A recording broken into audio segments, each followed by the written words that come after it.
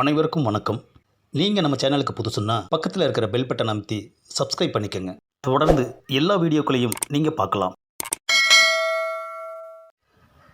நாரப்பய நன்னாரி பய பல வருஷமாக ஒரே வாடகை கொடுத்துட்டு மாடியில் குடியிருக்கானே ஐயா. இவனை எப்படியாச்சும் காலி பண்ணியே ஆகணும். ஆமாம், அப்பாடா ஒரு வழியாக மாடிக்கு வந்தாச்சு. கதவை தட்டுவோம். யார் அது? ஏப்பா, நான் தான்ப்பா ஹவுஸ் ஓனர் வந்திருக்கேன். உள்ளே வாங்க. அப்பாடா உள்ளே வர சொல்லிட்டான். போயிட வேண்டியதுதான். வசதியாக உக்காந்துக்கலாம். ஆமாம், உன்னை உள்ளே தானே வர சொன்னேன். யாரை கேட்டுட்டு உக்காந்த?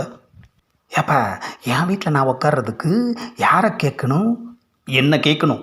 அது மட்டும் இல்லாமல் நீ சொன்னால் உடனே இது உன் வீடாயிடுமா?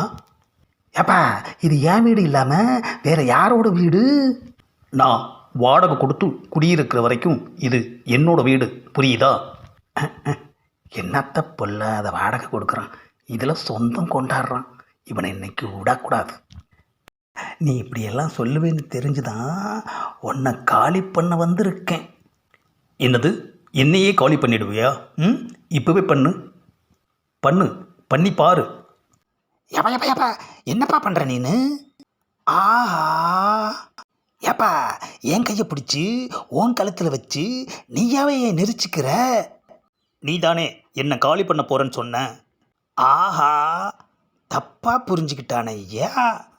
நான் காலி பண்ணுவேன்னு சொன்னது உண்மை இல்லைப்பா, இந்த வீட்டை. வீட்டை எப்படி காலி பண்ணுவ?